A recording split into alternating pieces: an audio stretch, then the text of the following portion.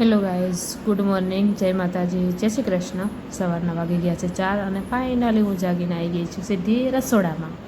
બાથરૂમમાં પાણી ચાલુ કરી દીધું હતું એટલે રસોડામાં આવી ગઈ હતી અને રસોડામાં આવીને ડાયરેક્ટ ફ્રીજ ખોલ્યું અને અંદર પડ્યું હતું દૂધ ગરમ કર્યું. એટલે પહેલાં તો મેં કાઢી દીધી મલાઈ.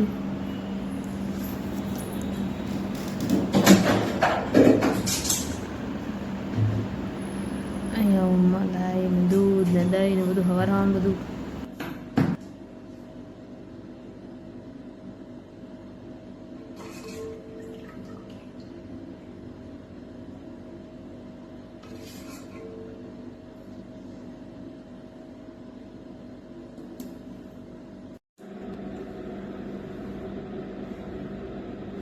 તો અહીંયા હું ફાઇનલી નાહીને ફ્રેશ થઈને કમ્પ્લીટ આવી ગઈ હતી. હવે ફટાફટ બાલને હું સરખા કરી દઉં. આજે તો થોડું ટાઈમ હતો એટલે કંઈ ઉતાવળ નથી, શાંતિથી જ તૈયાર થતી હતી. દરરોજ થોડું લેટ થઈ જાય પણ આજે ટાઈમે જ જાગી હતી 4 વાગ્યે જ, પણ બધું ફટાફટ કામ પતાવી દીધું હતું.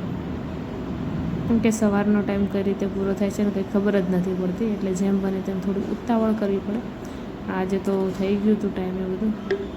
અહીંયા મેં મસ્ત એવું સિંદૂર લગાવી દીધું છે, ચાંદલી લગાવી દીધી છે અને મસ્ત એવી તૈયાર થઈ ગઈ છું સવારમાં.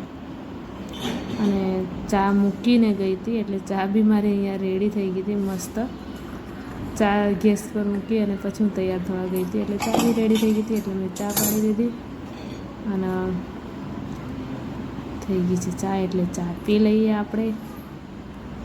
ચા પી અને પછી આપણું કામ પૂરું થઈ જશે સવારમાં અને તૈયાર થઈ ગયા છીએ હવે નોકરી જવા માટે. હવે નીકળવાનું બાકી છે એટલે લઈ લીધી છે બેગ અને ફાઇનલી હું હવે નીકળીશ નોકરી જવા માટે સવારમાં. ફટાફટ હવે નીકળીએ નીચે જવા માટે. ગાડી ચાલુ કરી અને નીકળીએ નોકરી. ચાલો.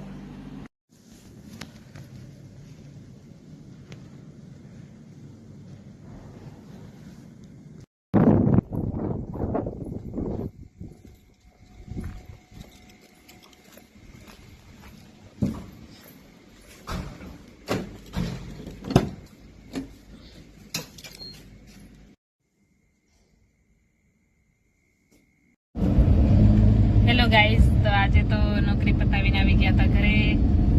ખાઈ લીધું તું, શાંતિથી હોઈ ગયા હતા અને ઊંઘ પૂરી કરી પછી પાછા નીકળી ગયા છે હવે ગોધરા જવા માટે. થોડું કામ છે એટલે જઈએ છીએ ગોધરા. પાછા કલાકમાં જઈને પાછા આવી જશું. થોડું અડધા કલાકનું કામ છે, બતાવીને પછી પાછા રિટર્ન બરોડા.